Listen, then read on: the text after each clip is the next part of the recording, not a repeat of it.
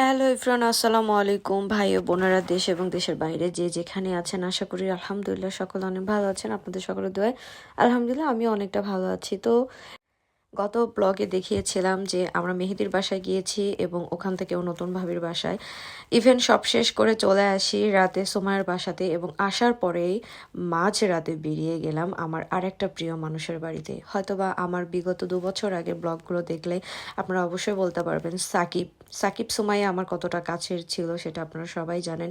তো 2 বছর হয়ে গেছে সাকিবের সাথে আমার কোনো যোগাযোগ নাই, দেখা নেই। আমার জীবনটা যখন প্রচণ্ড এলোমেলো হয়ে যায় তখন এই মানুষটা আমার কাছে ছিল।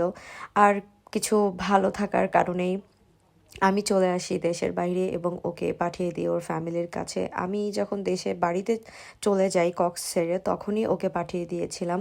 আর তার কিছুদিন পরে ও মালয়েশিয়া চলে যায়। তো আজকে অনেকদিন পরে যখন ওদের বাড়িতে যাই তখন ওর আম্মু একদম অবাক হয়ে যায়। গিয়ে আমি প্রথমে সাকিবের কথা জিজ্ঞেস করি, কারণ আমি যখন দেশে ছিলাম তখন একটা বছর আমি যাচ্ছি যাব করে কখনোই আমার নরসিংদী যাওয়া হয় নাই। গিয়ে যখন আমি ভিডিও কলে ওর সাথে কথা বলি, আসলে আমি আমার আবেগ ধরে রাখতে পারি না। কারণ সুমাইয়া সাকিব ওরা আমার এতটাই প্রিয়, এতটাই আপন ছিল।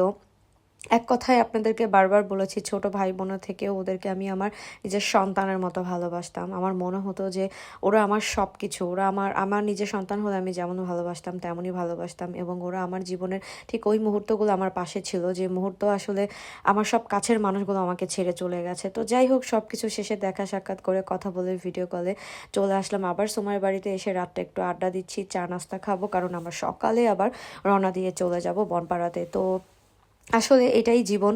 তবে ওখানে যদি আমি 2 দিন সময় নিয়ে যেতে পারতাম খুবই ভালো লাগতো, কারণ আগের দিন সন্ধ্যায় যাই, রাতটা ঘুমাই, সকালেই চলে যাই মেহেদিদের ওই সাইডে, এবং এসে রাতে আবার ওখানে সাকিবের বাসায় সব কিছু মিলে আসলে একদমই সময় দিতে পারি না ওদেরকে।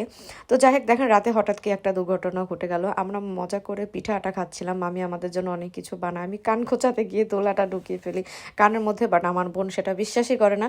পরে ওকে বলি দেখো এখানে কিছু একটা আছে, পরে ওটা বের করে। রাতটা ঘুমিয়ে যায় ওই আড্ডা সাড্ডা দিয়ে, পিঠা আটা খেয়ে সকালে উঠে আমরা অনেক খাবার দাবার খাবো, খেয়ে রওনা দিব বাড়ির উদ্দেশ্যে। সুমাইয়া ওর মাকে একটু আদর করে বলছে, মা তুমি চলে আসো, আমরা সবাই একসাথেই খাই, কারণ 5 বছর পরে তোমার সাথে দেখা, আর কবে দেখা হবে তার কোনো ঠিক নেই। আসলে ও ঠিকঠাক ডাকতে চায় না, আমি বলি ডাকো, কারণ ওর কেমন যেন একটা দূরত্ব হয়ে গেছে ফ্যামিলির সাথে, মার সাথে।